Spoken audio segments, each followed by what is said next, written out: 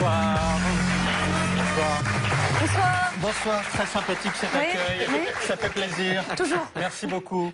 Quelle semaine politique, hein, puisque cette semaine, eh bien, on réalise que Bruno Le Maire va gagner la primaire à droite. Oui, C'est pas parce vrai. qu'il est soutenu, regardez, par les plus grands, dont Dark Vador, l'imprincesse Leia et un Jedi barbu. Hein, Dark Vador a dit à Le Maire, je suis ton père, l'autre a répondu, je suis le maire. Alors, il a aussi... Si, excellente, excellente, vraiment. Il a aussi derrière lui les soldats de l'Empire Galactique, donc il va faire un putsch et envoyer Hollande en exil sur la planète Mandalore. Alors, monsieur Perben, vous qui soutenez Alain Juppé, essayez au moins, je sais pas, de débaucher Chewbacca, quoi, hein, le seul que le maire n'a pas eu.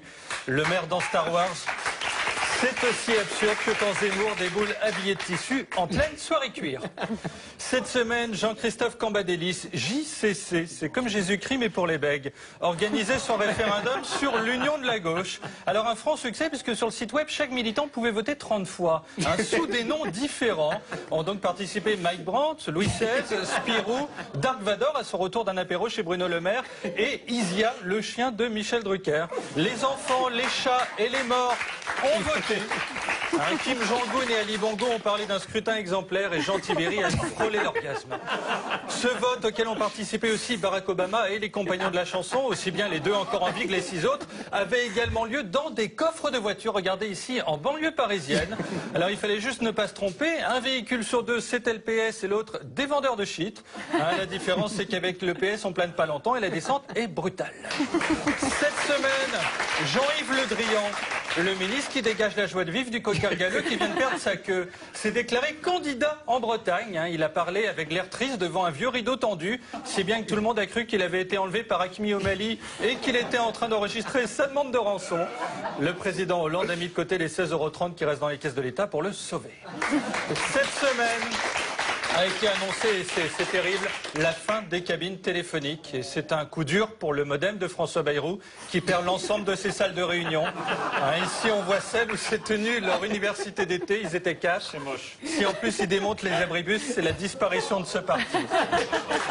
Cette semaine, on a appris que le père de Florian Philippot s'impliquait au FN.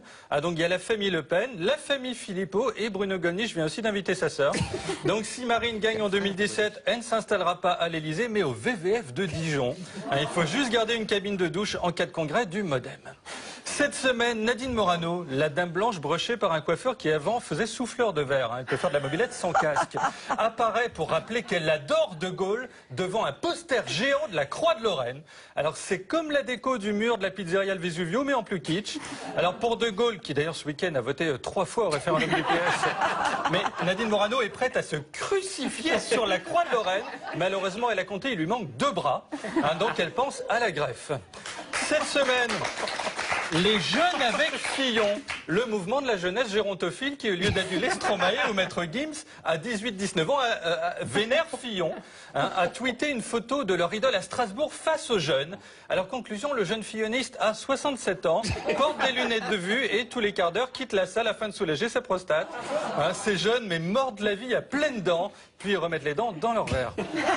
Cette semaine, on a dit à François Hollande qu'il allait voir un glacier.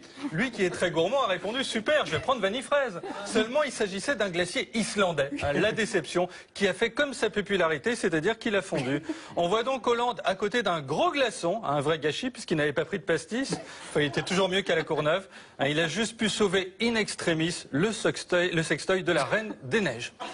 Cette semaine, Valérie Pécresse a rencontré les chasseurs de Seine-et-Marne, hein, puisqu'elle est en campagne électorale. Vous savez, les chasseurs de Seine-et-Marne, ce sont des types bourrés qui tirent sur des scouts en forêt pensant que ce sont des chevreuils. Après, il faut dédommager les familles en achetant tout leur calendrier. Enfin, c'est un enfer. Et elle n'a pas voulu enfiler son gilet fluo. Hein, c'est la seule. Résultat, quand elle s'est mouchée, un chasseur a crié « Ça, c'est le bruit de la grue cendrée » et a tiré. On est sans nouvelles de Valérie Pécresse.